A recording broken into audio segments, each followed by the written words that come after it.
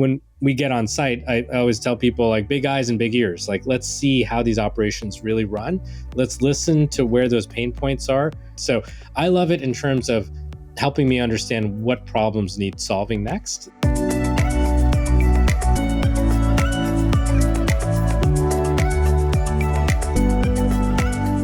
You can build fast, you can scale smart, but if you're not solving the right problems, what's the point? Welcome to How Leaders Lead. I'm David Novak, and every week I have conversations with the very best leaders in the world to help you become the best leader you can be. My guest today is Sanjit Biswas, the co-founder and CEO of Samsara. It's a company that helps digitize physical operations and logistics so they're safer and more efficient. This isn't Sanjit's first rodeo. Before this, he co-founded Meraki and sold it to Cisco for over $1 billion. And what drives him is a mindset he calls big eyes, big ears. I got to tell you, I love this phrase so much, and I just wish I'd have come up with it. And you're going to love it too, because it's all about staying close to your customer. You watch what they struggle with, you listen to what they can't quite articulate, and when you do, you uncover the problems that actually need solving. Stay tuned to see how he does it, plus how Sanjit is thinking about AI in his business, and a hiring tip you're going to want to use in your next interview. So let's get into it. Here's my conversation with my good friend, and soon to be yours, Sanjit Biswas.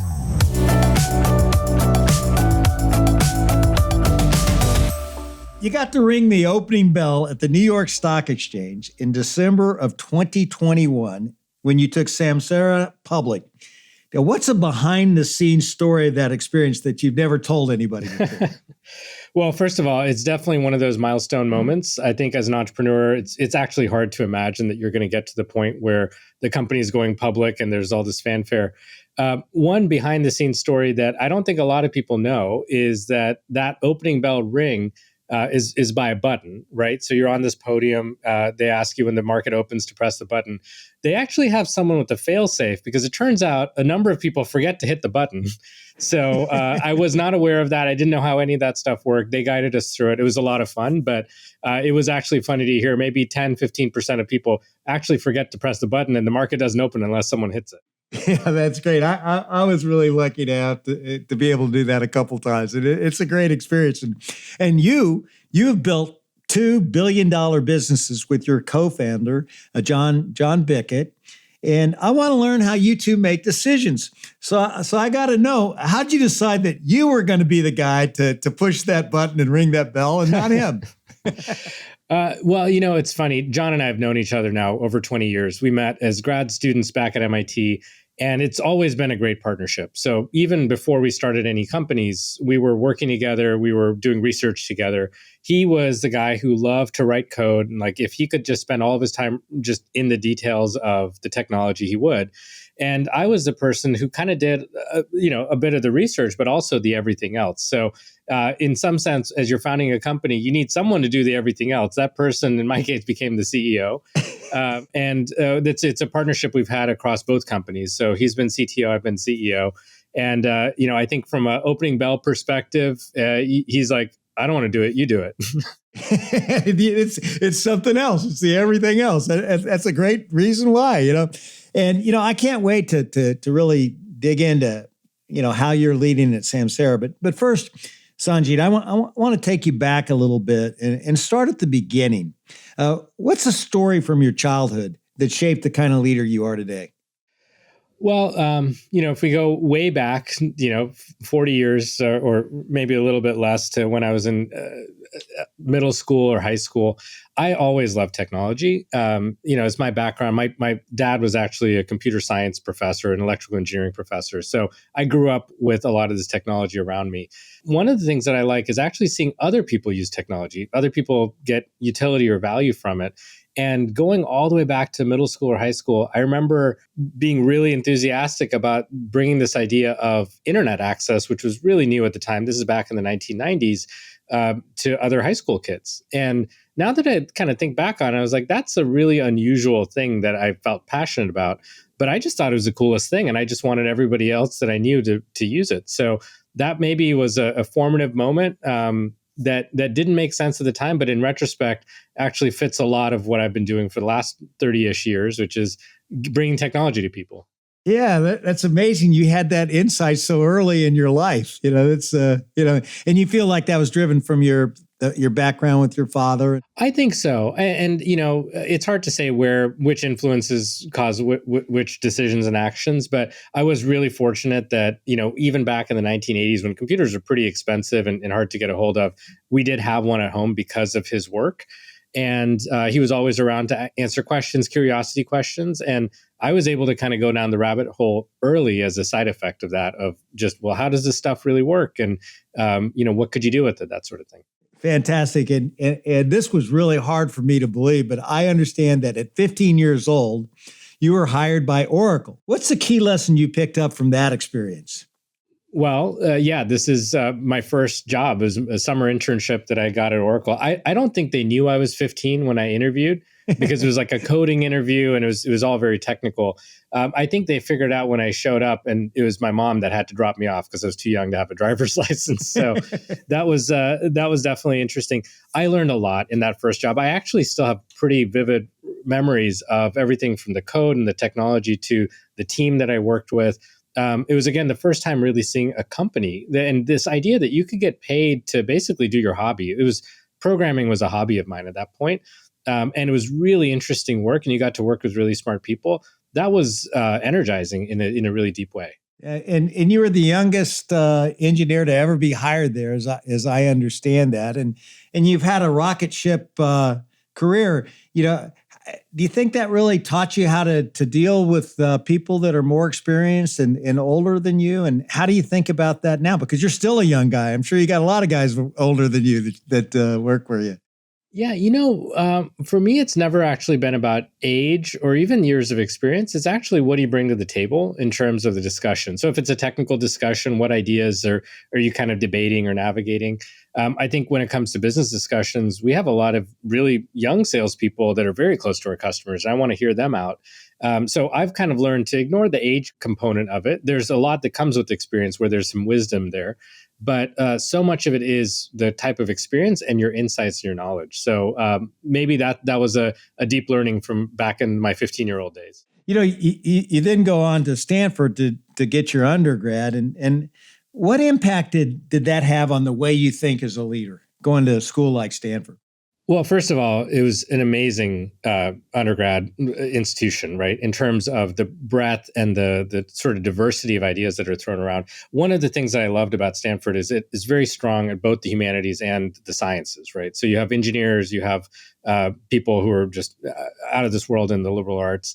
And that balance of sort of numbers and sort of qualitative or ideas or, that side of things, that balance is something that I really took away from that experience. And even when I look back, and this is now 25 years ago, some of my most formative experiences in college were actually not necessarily my computer science classes. It was when I took like a Zen Buddhism class to fulfill a requirement. I thought I was being very clever because I think that class fulfilled two requirements at once, culture and religion or something like that. But just some of the philosophies have stuck with me decades later. And so really thankful that I had that experience, and an experience I wasn't expecting to have. I went in thinking, okay, I'm going to take as many engineering classes as I can. But I'm really glad that I had that sort of well-rounded side of things as well. So how do you think about hiring people now when you think about right brain, left brain? Do you look for the balance, or, how do you think about that? Well, we want the whole brain. So, there are folks that are really good at, again, the kind of quantitative side of things, the numbers and the math and so on. But their ability to apply it, to understand how is this going to benefit a customer or change their world, that's what makes that engineering innovation relevant, right? So I think that's important on the R&D side.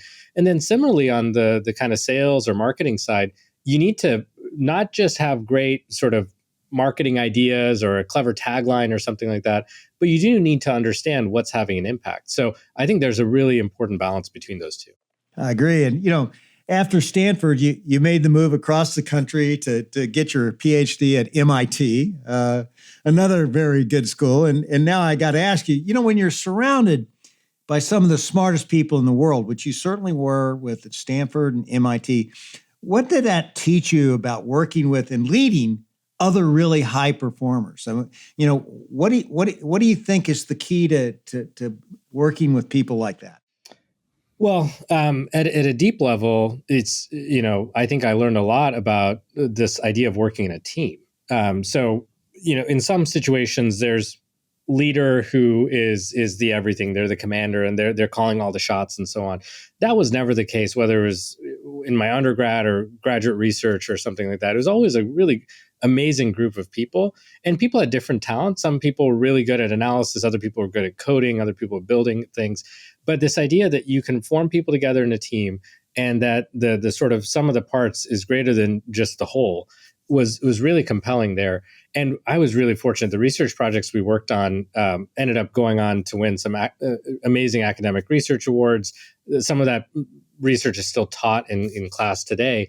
And when I look back on it, it wasn't just like the first author or any individual, like the PhD advisor, that was responsible for those insights. It really was the discussion and debate that we had as a team, the way we built, and the way we built over a long period of time that made some of that research impactful. So that was a pretty important learning at MIT, and it's something that I've taken with me into Meraki and into Samsara, the companies we founded after, is just the importance of the team, kind of playing to the different team members' strengths, and then really being cohesive. And speaking of Meraki, this was the company that was your first company, and you could almost say that it was almost formed by accident. I don't know, that may be going a little bit too far, but talk about that. Talk about Meraki.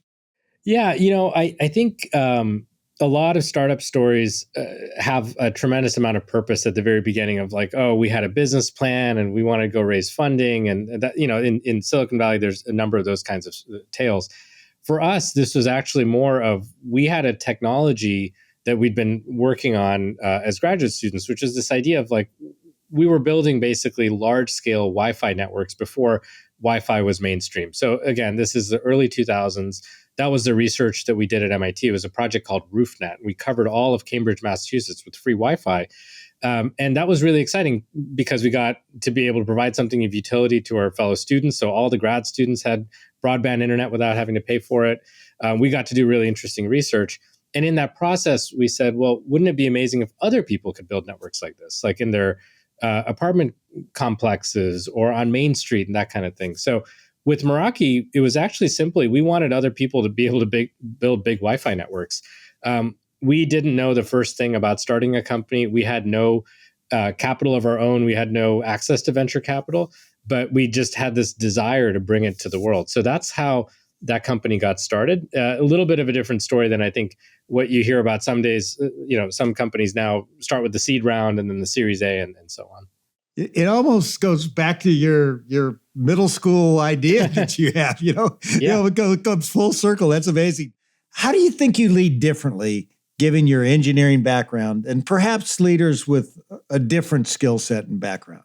Yeah, I think every entrepreneur figures this out. What is their true strengths? What's authentic to them? For me, I'm still a product person at my core. I love the technology side of things, but I do love spending time with customers and seeing that impact. And that's how I spend my time. I love to spend time out on the road. At Samsara, we've got customers in really diverse industries all over the US and really all over the world now. So I like to get out in the field. I like to stay current with the engineers on what they're building and what new chips are available or what new advances are happening in the world of AI and all that kind of innovation. And then I like to connect those dots. So for me, it's about being true to myself. I'm probably not your best salesperson. I'm not a finance wizard. I know sort of what I'm good at and where I need help. And so I try to focus on that kind of product and that customer experience. When you see these areas that maybe you're not as strong at, whether it's sales or maybe it's working with the investment community, I don't know what, we all go through things for the first time. How do you go about sharpening your axe? Well, for me, it's really about just getting in there. None of us are born knowing how to do these jobs, right? Like, especially as a CEO or a founder of a company, you're figuring it out as you go. I think learning by doing is really key for me.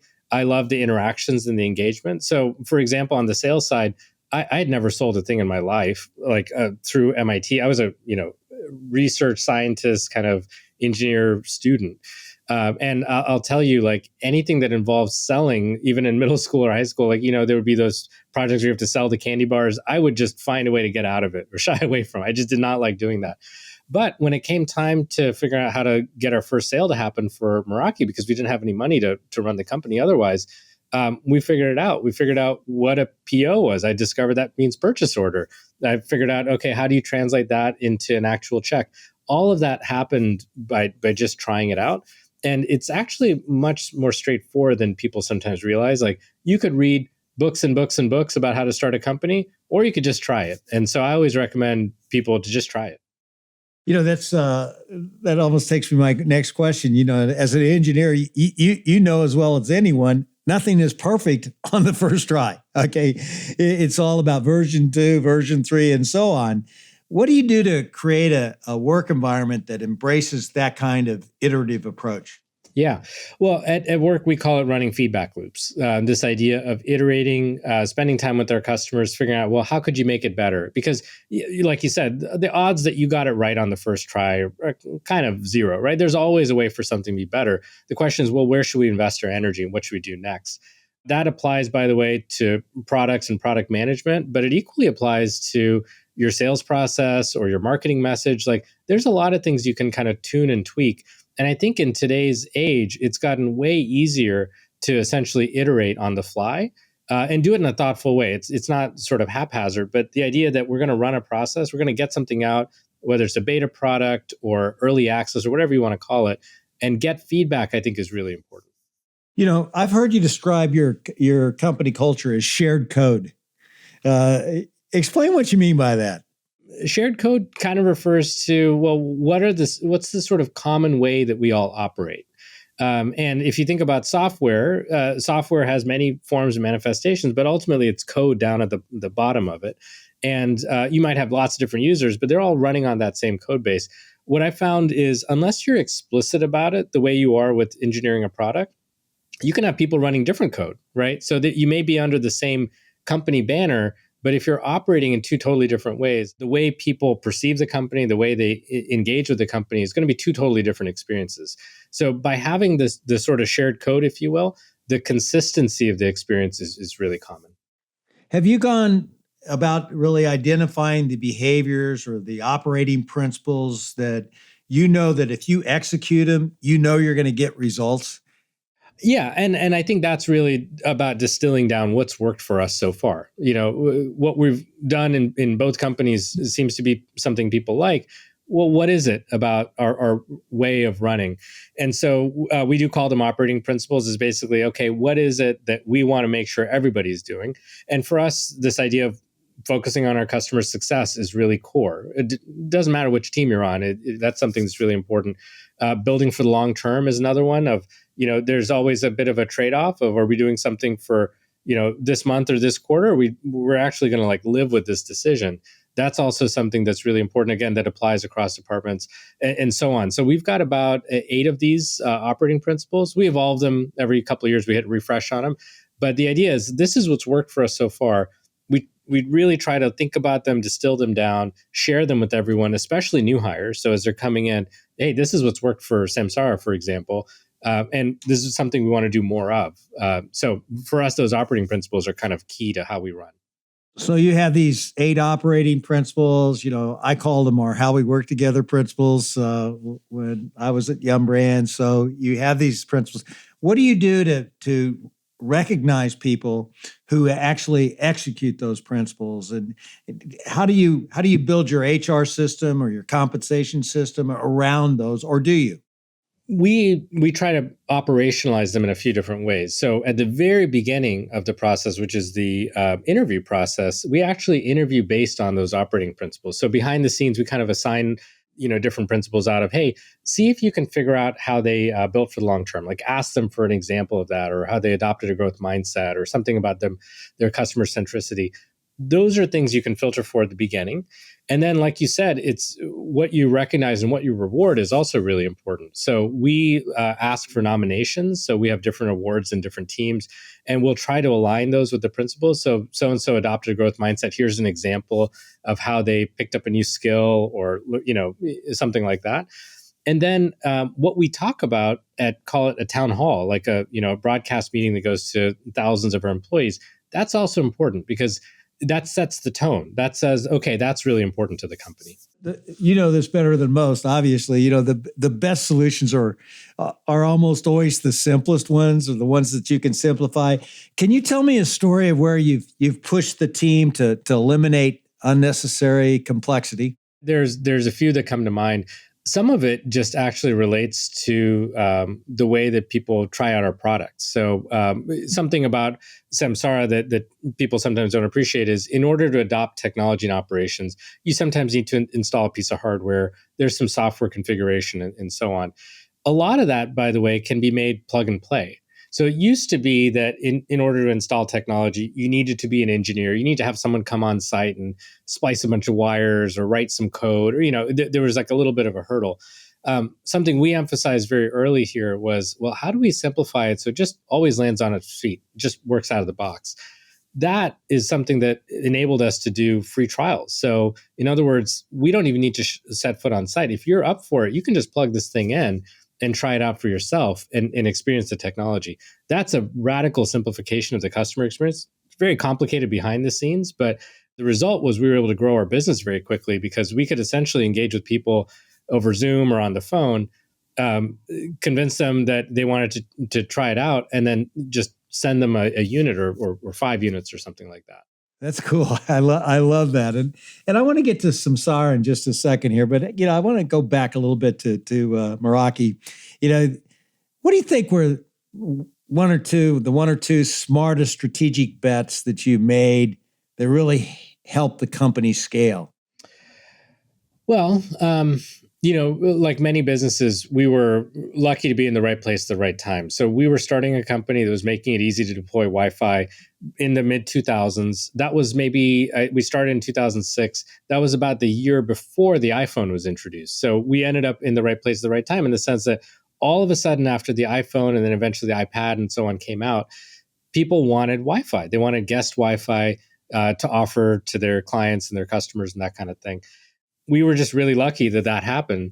Now, from a strategic perspective, we had a sense that there were going to be a number of challenges with doing that at scale, right? It would have to be secure. It'd have to be easy to set up. You'd need lots of great coverage.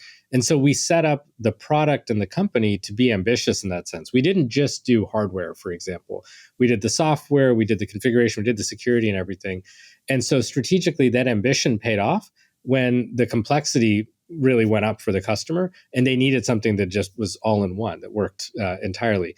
The same thing paid off years later as we continued to be ambitious. We built Ethernet switches and routers. These are all the building blocks of a big network. We didn't just stop at Wi-Fi. In other words, we kind of built everything the customer needed. And then we saw customers saying, hey, I love what you guys have done for Wi-Fi. I need that for my whole network. Can you do that? And we were in that right place at the right time. So the ambition, I think, is really key. Hey everyone, it's Kula from How Leaders Lead. And if you've watched our podcast for any number of episodes, you probably know that a common theme from all of the great leaders we interview is that they are active learners. They have this commitment to continuing to learn and grow so that they don't stay stagnant and so that they continue to see success in their leadership and in their life. This theme of active learning is so important, and it's what David's latest book, How Leaders Learn, is all about. It's all about helping you develop that skill of active learning so that you too can continue to see success in your leadership and in your life. The book is really entertaining. It pulls stories from some of our greatest podcast guests and pairs those stories with insights that you can incorporate into your leadership and into your life right away. Grab How Leaders Learn on Amazon or wherever books are sold. And I think you're really going to love it. You feel David's personality through the pages and through his storytelling. And it's a really powerful way to level up your leadership. It's interesting. You mentioned earlier, you didn't know how to sell anything. And when you're starting a company like that, how did you really get the company to learn how to sell? I mean, you got all these guys who can make all this stuff that nobody can understand, but how'd you get make the strategic shift to really drive sales?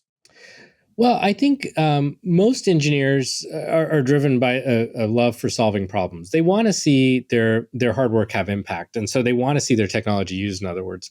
When we connected those two dots, that sales basically translates to customer impact, people using your stuff, everyone got into it. Even engineers who had no interest in selling, everyone wanted to see, okay, what's the customer using? Like, did they turn that feature on? Like, wow, this thing's getting like, thousands of users, that kind of thing. So connecting that feedback loop to the engineering teams and not making sales a bad word or something a different team does, but we're all in this together. And by the way, those sales, those dollars that come from those revenue dollars get reinvested right back in the company, means we can build more product, right? And so going back to this idea of being ambitious, we felt like, well, okay, if you want to build a lot of stuff, you're going to need more than a handful of people. You're going to need a sustainable, R&D effort. The way to do that is not necessarily raise more and more venture capital. It's actually go get your sales engine running, so and have a reasonable set of margins and all that stuff, so you have a sustainable enterprise that you can keep reinvesting in for a long, long time. And so you build this Meraki into $1 billion business. It's your baby. When I talk to entrepreneurs, it's like, they're so passionate of what they built, and it's their baby, and you love it like a child. There's no question about it. But you end up selling it to Cisco. How hard was that for you to do? I mean, take us through how you made that decision.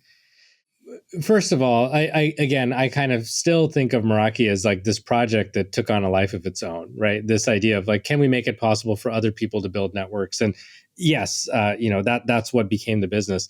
What was happening, just for a little bit of historic context, is we were doubling revenue every single year. And this is a company that, by the way, was really growing in the global financial crisis era. So the idea that we're able to double revenue every year was really astounding. And I think that goes to show just how much market pull there was for the product. The company was getting to the point where Meraki was getting ready to go public. We had enough revenue scale. We were, from a free cash flow perspective, all the kind of numbers and cents made sense to go public. And at that point, Cisco approached us. And just, for those people who aren't in the networking industry, Cisco is like the big name, right? They are like the biggest brand, best known. They have majority market share in most of the products they sell. And so they were effectively our biggest competitor. Now, that actually made it kind of high stakes, because they approached us and we're like, we don't want to share numbers with you. Like, we compete in the market. But they said, no, we get it. But we hear great things about the product. And we want you to think about one thing, which is what would happen if your product could be sold through the Cisco sales force and the Cisco partner channel with the Cisco logo. Think about how many more people would get access to it. And that was actually the compelling sort of reason for doing it. They had to make the numbers make sense from a finance perspective. The investors needed to be able to get a return. But for me, it was actually more about impact as well. We kind of did this as an experiment. We can keep doing what we're doing, but we had a long way to grow. Like, we were a relatively small company compared to a Cisco. Now, what if you could do the experiment of, well, what would happen if you turbocharged it and made it available all over the world? And that's exactly what happened. Is if you now look at where Meraki is now, I don't know the exact numbers, but it's billions of dollars of sales a year. Whenever I walk into a Starbucks coffee and I look up, I see a Meraki access point. My kids' schools have Meraki access points. I go to an airport, you see it. And that is ultimately what we were there for, was to see that impact happen. So that's ultimately what did it for us, was this idea that, wow, you could really get this out to a lot of people. How do you feel when you walk into Starbucks and you see your imprint? Proud, absolutely. So you mentioned it's like, it's like a child. It's, the kind of pride that you get of like, wow, we really did something meaningful. Yeah, that's cool. How'd you figure out, Sanjit? You sell the company, I think, for $1.2 billion. So, that had to be exciting. But how'd you figure out what you wanted to do next? Well, at the beginning, we just spent our time making sure that we integrated the products well inside Cisco. So there was no plan to do anything next. But within a few years, it was pretty clear that this was working, right? Like, the products were growing at an even faster rate than they had before. So that was excellent to see. And at the same time, Cisco said, hey, you guys have done a great job with this. Are you interested in their headquarters down in San Jose, California? We're in San Francisco. Do you guys want to come down to San Jose and take on some more of the business, like some of the other parts? And that didn't feel like it fit for us, because, we're not professional operators in the sense of we come in and we run your business that you've already got. We're builders. We want to build something from scratch. And so we said, okay, well, that's probably not for us. But it's not like we left with here's the next idea we want to pursue. For context, John and I basically hadn't really taken time off Meraki was an intense experience. So first thing we decided to do is like take a real vacation. And I remember for me personally, we just had our first child. So had a, baby around, that kind of thing. So I was just thinking like, I'm just going to take a little bit of time to reset. And my initial thinking was actually to go back to academia because the two of us left without finishing our PhDs. We were all but dissertation. We were just like right there at the finish line. Long story short, we realized academia wasn't going to be for us, or at least I realized it wasn't going to be for me because the feedback loops are really long. It takes months to find out if your paper gets into a conference. And then, it's really hard to see people use your stuff. So, I figured that out the hard way. I actually wrote a paper, got into a conference, et cetera. John he's way smarter than me. He's like, I knew that wasn't going to work for us kind of thing. But after a couple of months, we kind of went back to our kind of curious selves outside of IT. So we were just kind of curious about the world, found ourselves really fascinated by the world of operations. And that's ultimately what led us to start Samsara, was that same curiosity that got us excited about Wi-Fi a decade earlier, got us excited about operations because we were just wondering, like, how does all this stuff work? I've heard you say, take the time to get bored. I think that's where a lot of great ideas come from. Say more. Curiosity is just, it's such an important and special thing, right? And curiosity is sort of like when you let your mind wander a little bit and become fascinated. And it's something we all have as kids, right? Like you're kind of wondering like, okay, how does that airplane fly or whatever it is, right? Like there's something there. That doesn't go away. It just, you get really busy and you get kind of sucked up in the flow of things. If you ever get a chance to like basically hit pause or hit stop, sometimes you can do this if you take a week-long vacation or something and you let your mind wander, you're sitting on a beach or in a mountain somewhere, then your mind takes you to something that might be really interesting at a deep level that you couldn't articulate. For me, that was how we found operations, but it happens all the time if you give it time to happen. So tell me about Samsara. Give me a snapshot of the business you lead today. Yeah. So as I alluded to, we focus on the world of operations. This is kind of the infrastructure of our planet, if you will, right? So think about the supply chain or the utilities, the construction companies, all the people that keep our planet running. That's what we're referring to with physical operations. And what we do is we try to bring them new digital technologies to improve how they run, basically make it possible for them to run smarter. One interesting thing about operations is just how intense it is, right? You've got millions of trucks out on the road. You've got hundreds of millions of frontline workers. And so there's this kind of tremendous orchestra, or almost ballet, that happens behind the scenes that no one really thinks about. But it's an area that technology can really help because you can make way smarter decisions if you have, cameras that are able to see risky behavior out on the road, or you have GPS trackers that understand fuel consumption and analyze all that data. So those are the kinds of things we work on. I'm sure you probably know this, Sanjit, but you're what they call a duocorn. You're someone who has built not one, but $2 billion businesses from the ground up. Samsara, you've grown on an extremely rapid level. What is it about how you show up as a leader that's helped make this possible? I mean, if you were going to try to define, a couple of differentiating things that you do, what do you think it is? Those are big businesses you've built. Yeah, it's really hard to pinpoint, but I've kind of thought about this over the years and I've studied leaders like your listeners have, right? Like I've listened to so many podcasts, I've read so many books. And one interesting takeaway is everybody needs to figure out their own authentic style or form of leadership, right? And so, there are things that we have natural talents at, and I try to like focus on, like I said, the product side and the customer side. And then there are things that you're not so talented at. And for me, sometimes it's actually communication. Like I'm great in terms of a one-on-one communication. Like I enjoy getting to know people, but communicating with thousands of employees is actually really tough because you can't read their faces. You can't engage and interact with them. So that's the kind of thing that as a leader, I've had to try different ideas and iterate a little bit. But again, leadership is really a personal sort of fit. Like everybody's got their own leadership style. And then it's also a contextual fit. Like the way you lead a tiny company, a startup that has a dozen people versus the way you lead a company with thousands of people is a little bit different. You kind of have to figure it out along the way. So for me, that's been a big takeaway. What was the biggest thing you figured out, Sanjit, when from going from 12 to 1,000? And what did you have to, what was that thing that, you had to learn, maybe the hard way? For me, I was fortunate to have had the Meraki experience. So as we scaled Samsara, I was very mindful of this. When you bring in hundreds of new people every year into an organization, it's very easy for the culture to drift, right?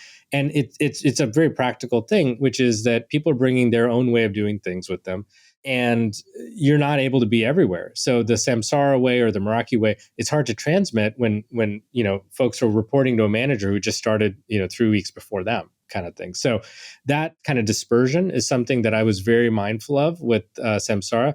And we were lucky that our business grew really quickly. So we had to really stay on it. It's not like we could just add 5% new people every year. It's like we had years where we doubled the size of the company.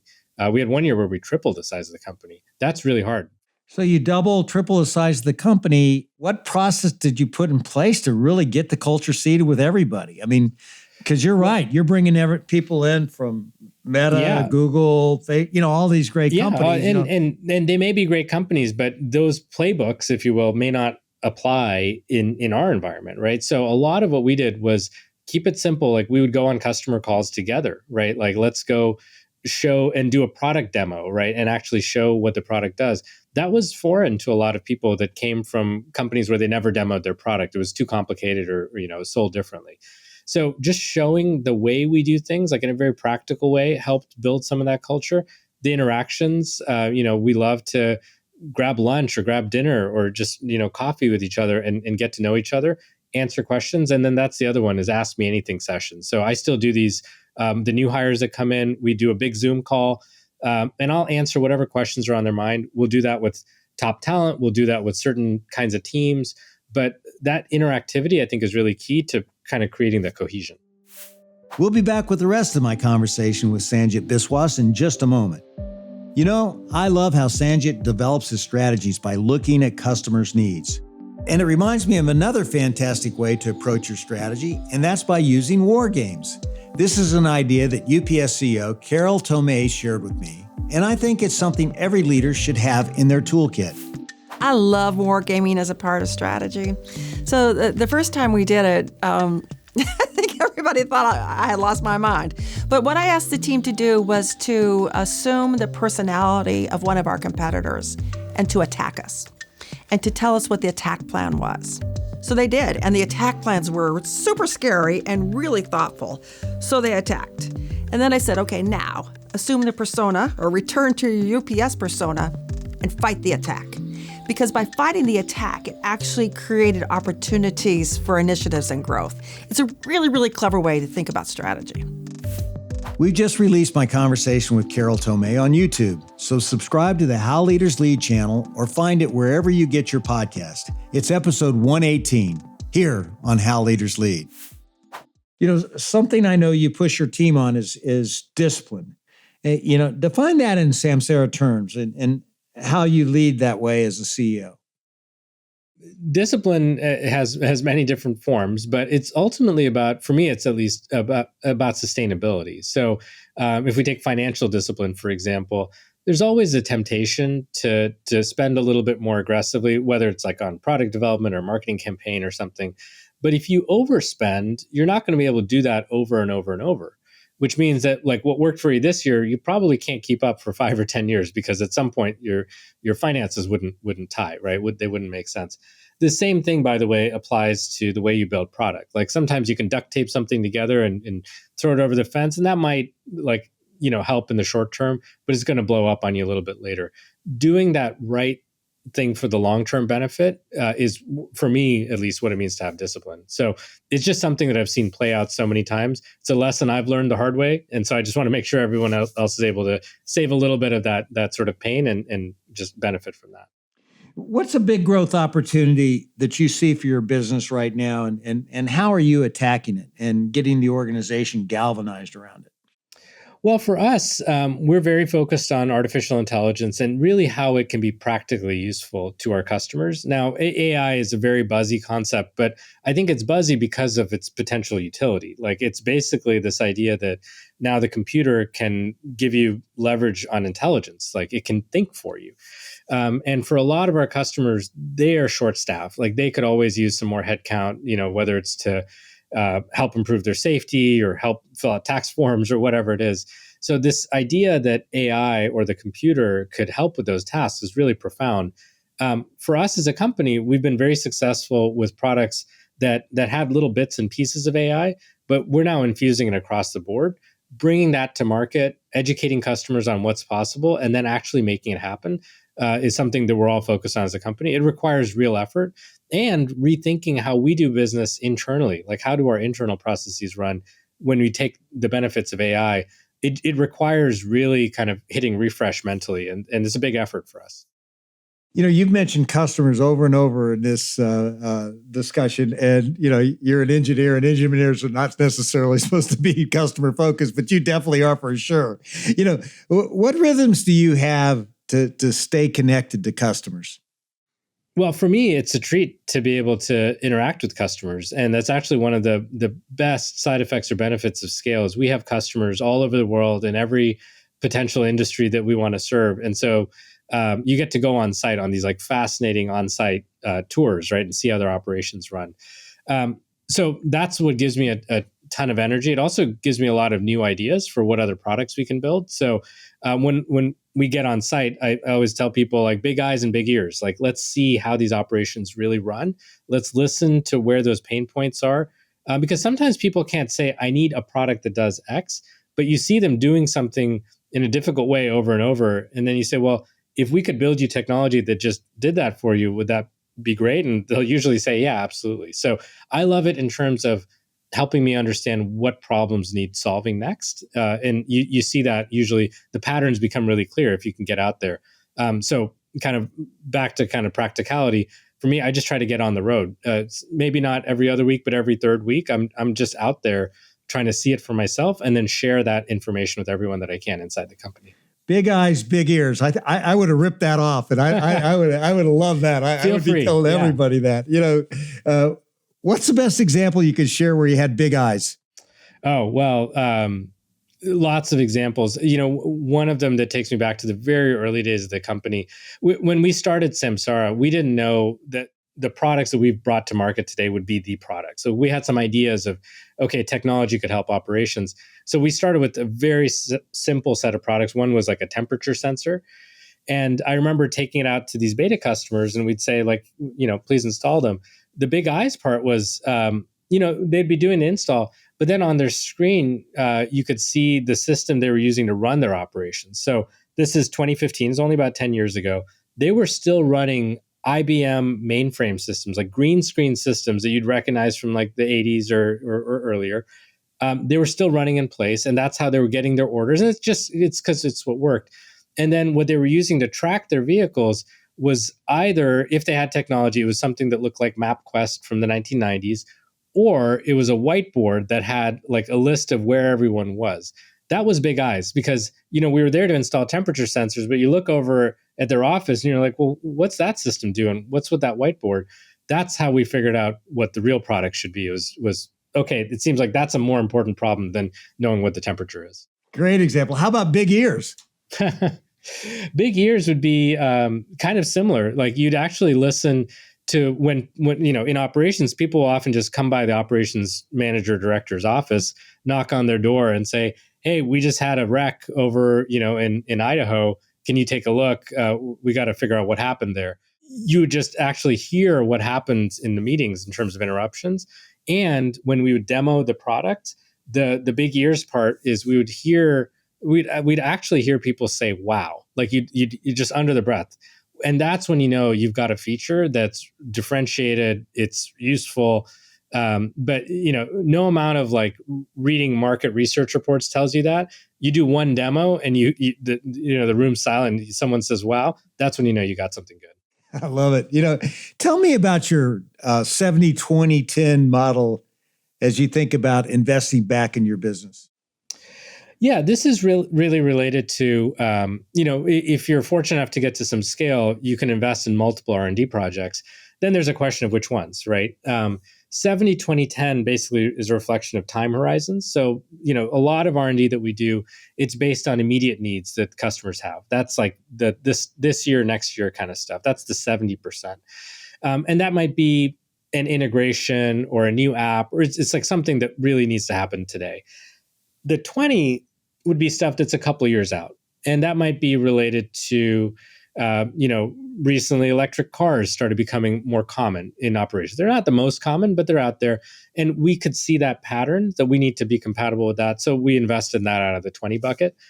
And then the 10 would be things that are really speculative. And this is kind of like the stuff that if it pays off, it could be a really big deal, but it's not obvious that this is going to work. And in fact, it's probably more likely than not, it's not going to work. And so it's the kind of risky set of ideas that might be beneficial 5 to 10 years out. So for us, it was AI that we've been investing in now for over 5 years.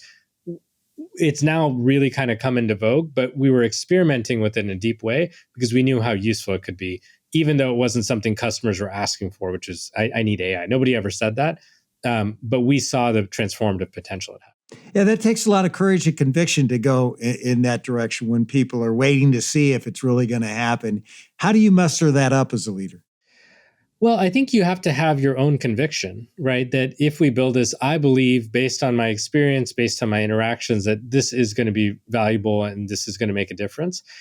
So that conviction, I think, does come from experience and that kind of big eyes, big ears kind of concept. And then sometimes, again, it's this willingness to take a risk, but then also change your mind. Say, hey, we got that wrong, or we need to do it a little bit differently. And like I was saying earlier, I've learned a lot just by doing. A lot of it is getting to the point of, okay, we're going to try this. And if it doesn't work, we're all going to say, okay, that was a beta test and we learned from it. Now let's try this other thing. It's really interesting. You might have started out with sort of an academic goal, but that's you're not like that at all as a leader. You're like, hey, you can't read this stuff up. Let's make it happen and see what happens and adjust. Which is great. Yeah, absolutely. By the way, I just have to say, a lot of great academic research is done the same way. So it's interesting how many parallels there are between product building and company building and great practical academic research. Now, if you're a theoretician, that's a very different thing, but there's a lot to be said. It's almost like a lab science, right? Like this kind of idea of being experimental. Yeah, good point. A lot of people, Sanjit, they want to be successful. And I'm curious, what's something that you've had to sacrifice to achieve what you've been able to achieve in your career so far? That's a great question. I think a lot of and entrepreneurs say this all the time, the intensity of the startup life and the kind of entrepreneur's journey is really high, right? So the highs are high, the lows are low. And some of the sacrifice is that kind of idea of free or unstructured time, because usually when you're working on something that's interesting, it just kind of grows to fill the space, right? And so that's why I was talking earlier about, well, sometimes you got to really clear out your mind a little bit. But for me, maybe one sacrifice is just from pursuing hobbies. And, people ask, what are you doing outside of work? Well, I've got 3 kids, so that really takes up almost all my time. And for me, it's about kids and the work that I do. I don't have a great pickleball or golf game or any of that kind of stuff going, because for me, those are the 2 things that drive my life, at least at this moment. So maybe the sacrifice is that kind of free time or hobby space, but I love the work, so maybe that actually has filled the hobby side of things. Yeah, that's what you said earlier. You when you were 15, you didn't know that you could actually get paid doing what you love. That was a pretty good thing to be able to do. Yeah, that's your hobby. You said it is. Sanjit, this has been so much fun, and I want to have some more with my lightning round of questions. Are you ready for this? Let's do it. Okay. What 3 words best describe you? Curious. If I can get a double word, hardworking, focused.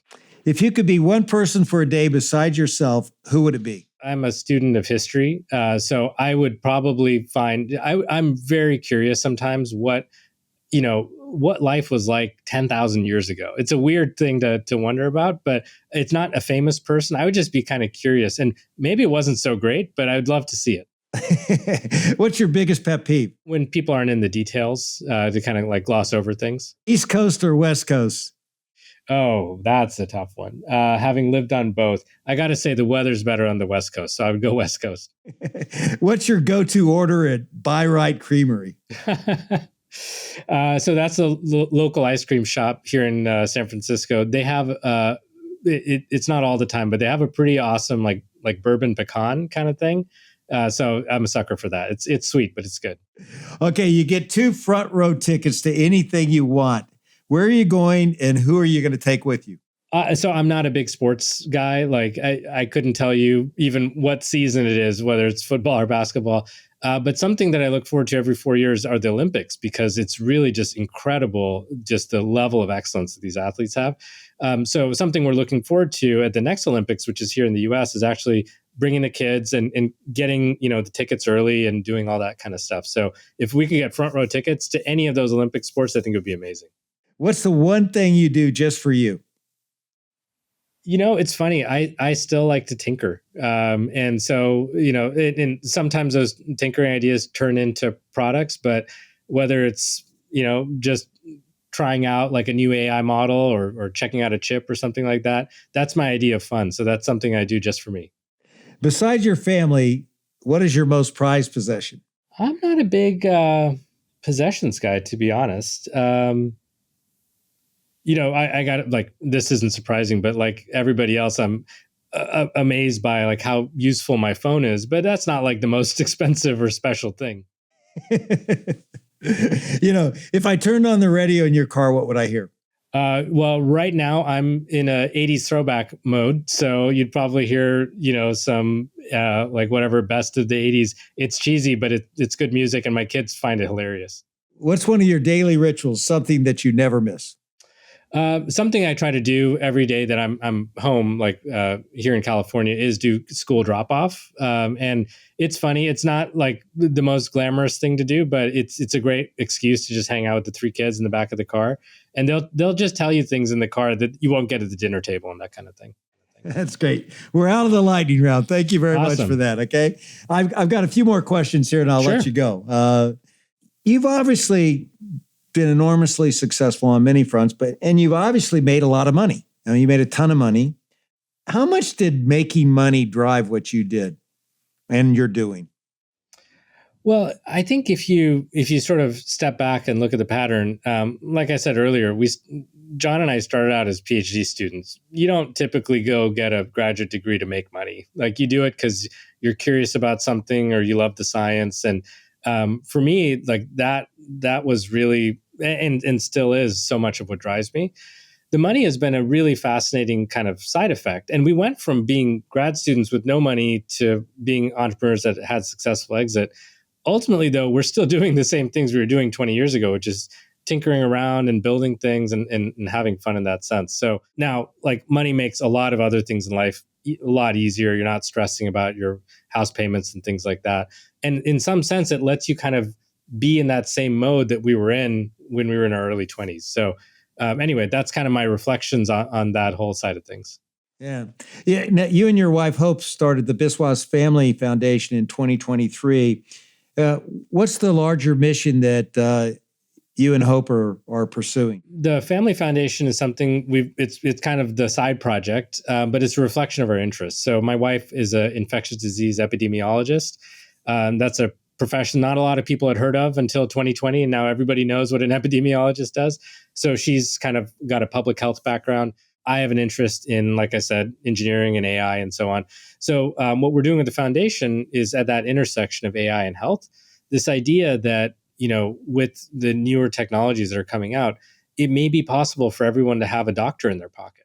It may be possible to discover entirely new therapies and treatments, whether it's for cancer or other kinds of disease, using a lot of data. So we're helping fund ideas that are kind of high risk, high reward, and not in the lab science kind of mad scientist way, but more of like, well, could an AI really detect, that form of cancer just from imagery or from, an ECG or something like that. So that's a lot of what we're doing right now, is helping seed fund a lot of these kind of ideas that are on the frontiers of science, that could ultimately have a huge impact for human health. Oh, that's really powerful, and thank you, and hope for really focusing on that. Really appreciate that.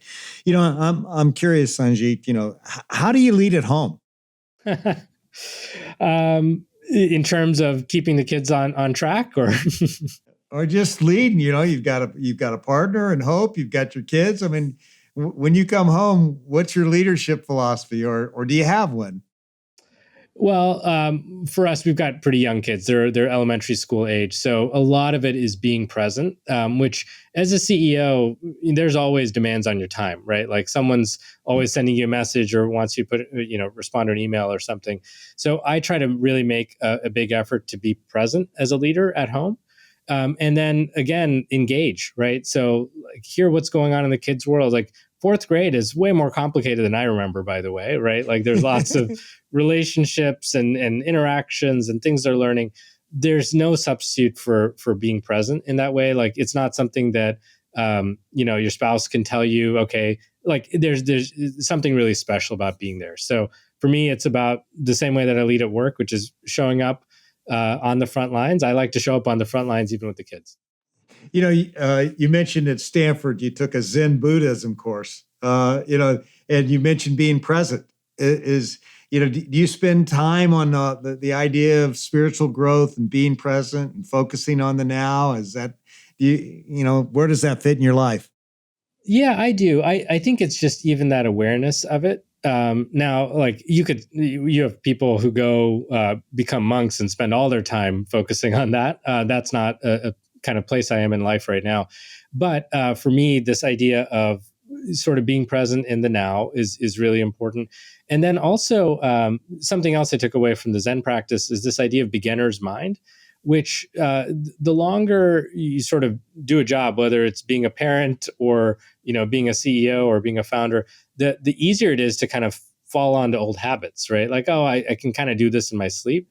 There's something really special when you're fully present and when you approach things with a complete beginner's mind. And I try to make sure I do that as often as I can. It's not the easiest thing to do, but it actually kind of like opens up your thinking quite a lot. So what do you see as your unfinished business now, Sanjit? Unfinished business. Well, I think my mom would tell you my academic research career is still unfinished business because I never finished the PhD. I think I'm firmly over that, especially because that research is like 20 years old. But for me, the unfinished business is like, I just feel like there's not enough hours in the day if you want to read and be curious. And so something I still do every night is I try to get a couple of pages of reading in because there's always something that you kind of want to tug on the thread of. Last question here. What's one piece of advice you'd give to anyone who wants to be a better leader? Well, I would say just do it, right? You have an idea of what it means to be a better leader. Start operating that way. And that's actually, it's easy to say, but it's hard to do because sometimes you get sort of racked with anxiety of like, should I do it this framework or that framework? A lot of it's kind of a gut feel. And again, you kind of learn by doing. So for me, the advice I'd give that person is dive in, just go for it. Well, I have to tell you, Sanjit, after reading about you and watching a lot of things that you've done and hearing your thoughts on business, I knew I would have a lot of fun with this conversation. And I want to thank you for your time. I want to thank you for what you're doing in the world to make the world a better place. And you're one heck of a guy. Oh, thank you, David. Thanks for having me on.